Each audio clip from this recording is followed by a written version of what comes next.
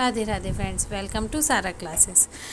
आइए हम लोग स्टडी कर रहे हैं साइंस एनसीईआरटी क्लास 10th के chapter 3 metals and non metals पर, और उसका एक नया टॉपिक आज हम लोग देखेंगे। ये टॉपिक है occurrence of a metal. The Earth's crust is a major source of metals. Seawater also contains some soluble salts such as sodium chloride, magnesium chloride. ठीक है ना, जो अर्थ की क्रस्ट है वो मेटल का मेजर सोर्स है। और हमारे सी वाटर में भी कई तरह के सॉल्ट जैसे कि सोडियम क्लोराइड, मैग्नीशियम क्लोराइड, ये सब होते हैं। The elements or compound which occur naturally on the earth crust are known as minerals. वो सारे एलिमेंट और कंपाउंड जो कि अर्थ क्रस्ट में नेचुरली मिलते हैं वो सारे क्या कहलाते हैं? मिनरल्स कहलाते हैं। कुछ प्लेसेस पर जो मिनरल होते हैं वो बहुत हाई परसेंटेज में होते हैं, ठीक है। और metals can be profitably extracted from it. Okay, तो क्या होते हैं? मेटल्स को हम अपने प्रॉफिट के लिए उसमें से निकालते हैं, और इन्हीं मिनरल्स को ओर्स कहा जाता है। जो एकदम नेचुरल फॉर्म में होते हैं उनको क्या कहा जाता है? ओर कहा जाता है, ठीक है। अब हम देखते हैं extraction of metals. You have learned about the reactivity series of metals. Having this knowledge, you can easily understand how metal extracted from its ore. यानी कि हम रिएक्टिविटी सीरीज़ को भी पढ़ चुके हैं। उसके साथ साथ अब हम लोग पढ़ेंगे कि इनको ओर्स से कैसे हम निकालते हैं, मेटल बनाते हैं, ठीक है। Some metals are found in the earth crust in the free state, some are found in the form of compound. The metals at the bottom of the activity series are the least reactive, ठीक है। तो कुछ होते एकदम freely हमको अर्थ की crust में मिल जाते हैं, मेटल जैसे हैं वैसे ही, और कुछ मेटल होते हैं वो कंपाउंड में मिलते हैं, ठीक है। और वो सारे मेटल जो कि रिएक्टिविटी सीरीज़ में सबसे नीचे होते हैं वो सबसे कम रिएक्टिव होते हैं, ठीक है।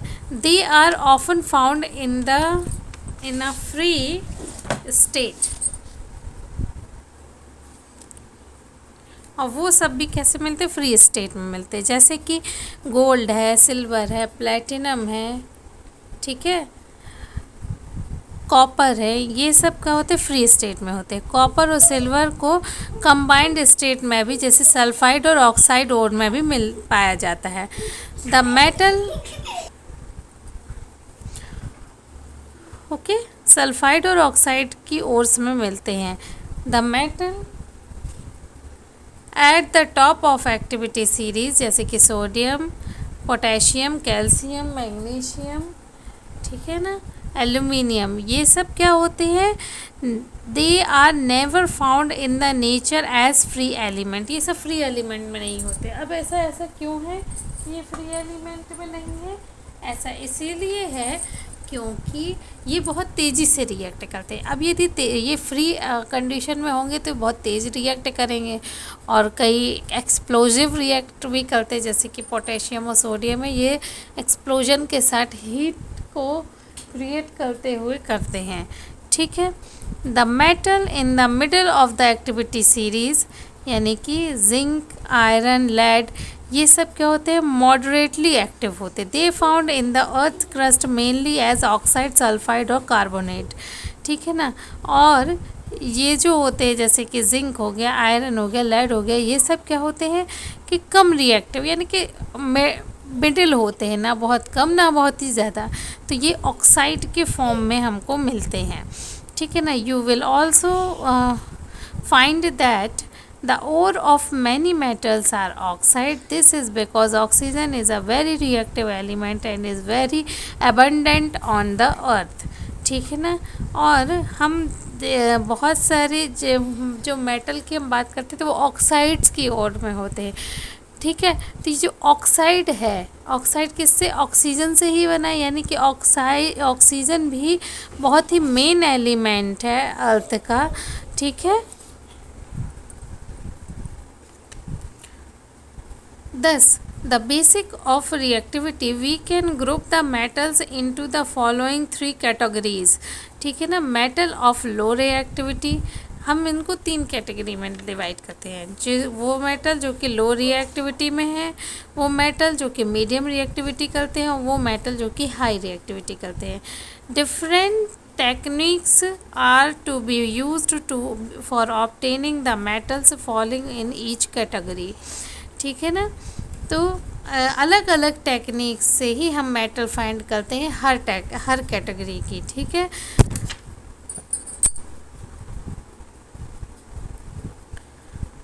ओके, सो इसमें मतलब अलग अलग मेथड हमें अलग अलग टेक्निक्स यूज़ होती हैं अलग अलग मेटल्स को फॉर्म मतलब ऑब्टेन करने के लिए, ठीक है। Several steps are involve in the extraction of pure metal from the ore. A summary of this steps is given in this figure. Each step is explained in details in the following section, ठीक है। अब इसकी जो method है या जो procedure है उसको हम देखेंगे कि किन किन स्टेप्स में ये पूरा होता है। सबसे पहले कंसंट्रेशन ऑफ ओर्स, पहले ओर्स में जाते हैं, फिर उसकी कैटेगरी को देखते हैं। यदि मेटल जो हाई रिएक्टिव है उसको क्या किया जाता है, इलेक्ट्रोलिसिस किया जाता है ऑफ मॉल्टन ओर्स, उसके बाद प्योर मेटल लाया जाता है। हमने इलेक्ट्रोलिसिस का मेथड देखा था जिसमें क्या हो रहा था कि रिएक्टिविटी के थ्रू, यानी कि वो जो मेटल जिस तरह से रिएक्टिव है वो उसी तरह से रिएक्शन करके आती है ना। जो हमने आयरन नील और किसका देखा था, कॉपर वायर का, या जिसमें आयरन ज़्यादा रिएक्टिव है तो वो रिएक्टिव करके कॉपर को डिस्प्लेस करके उसकी जगह पर आती है। तो उसी तरह से ये प्योर मेटल फॉर्म होती है। सेकंड मेथड है मेटल ऑफ मीडियम रिएक्टिविटी। इसके लिए क्या करते हैं, कार्बोनेट ओर है यदि तो इसके लिए क्या किया जाता है, कैल्सिनेशन किया जाता है, ठीक है। और यदि सल्फाइड ओर है तो इसमें रोस्टिंग किया जाता है।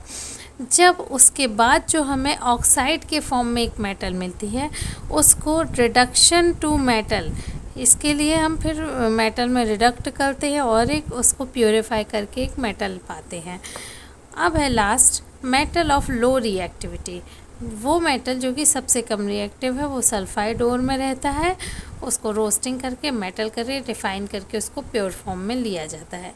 तो ये था steps involved in the extraction of metals from ores, यानी ओर से प्योर मेटल को फाइंड करने के या ऑब्टेन करने के स्टेप्स थे। नेक्स्ट हम लोग पढ़ेंगे एनरिचमेंट ऑफ ओर्स। आज के लिए बस इतना ही। यदि आपको क्लास पसंद आई हो तो please like share and subscribe my channel. Thank you once again. Radhe Radhe.